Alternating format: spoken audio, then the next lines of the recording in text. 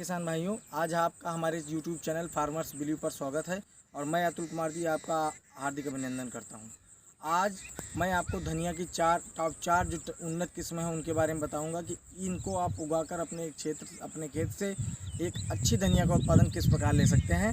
तो अगर आप इससे पहले हमारे चैनल पर नए हैं तो चैनल को सब्सक्राइब जरूर कर लेना और नोटिफिकेशन का घंटा दबा देना, जिससे आपको नोटिफिकेशन मिल जाएंगी अगली वीडियोज़ की।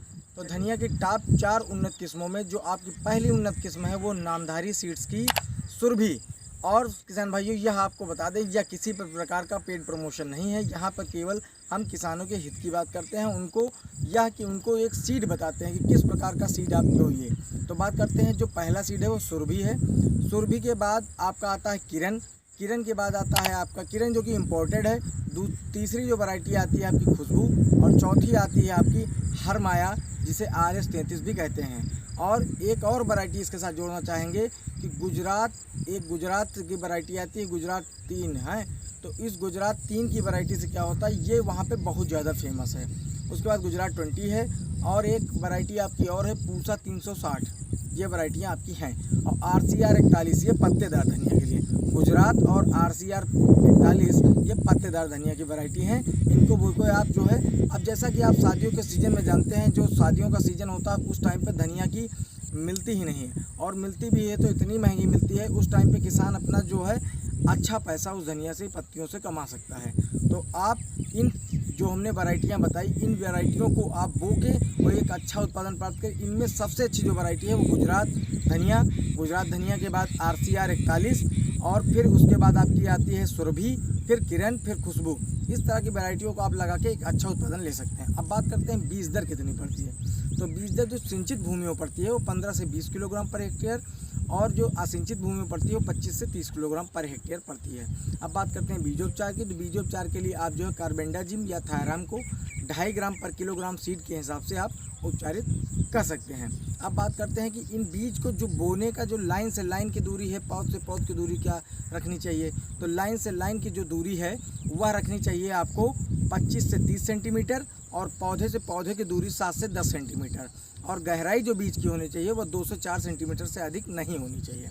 उसके बाद बात करते हैं सिंचाइयों की, कितनी सिंचाइयाँ इसमें लगती हैं। तो सिंचाइयाँ डिपेंडेंट है वैरायटी, या आप किस प्रकार से ले रहे हैं, आप पत्तियों के लिए ले रहे हैं या आप बीजों के लिए ले रहे हैं। तो आप किस प्रकार से सूखी धनिया के लिए ले रहे हैं, तो कौन सी चीज़ के लिए ले रहे हैं, उस हिसाब से आपकी सिंचाई करनी पड़ेगी। अब बात करते हैं कि इस फसल में जो खाद और उर्वरक कितना पड़ता है।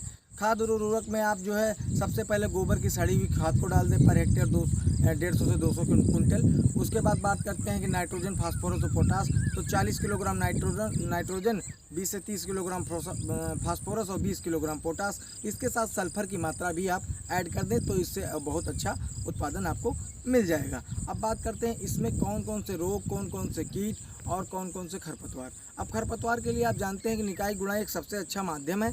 तो उसके लिए आपको क्या करना पड़ेगा, उसके लिए आपको जो है निकाई गुड़ाई कर लीजिए। अगर निकाई गुड़ाई से आपका मतलब जो खरपतवार है वो नहीं रुक पाते हैं तो आप उसके लिए पेंडामिथलिन 30 सीसी की मात्रा को 3 लीटर 600 मतलब 3 लीटर मात्रा को पेंडामिथलिन की 600 से 700 लीटर पानी में मिलाकर आप छिड़काव कर सकते हैं। अब बात करते हैं कि कौन कौन से कीट लगते हैं। तो कीट में आपका लगता है माहू, जिसे कहीं कहीं पर चेपा भी कहा जाता है और वैज्ञानिक भाषा में एफिड के नाम से जाना जाता है।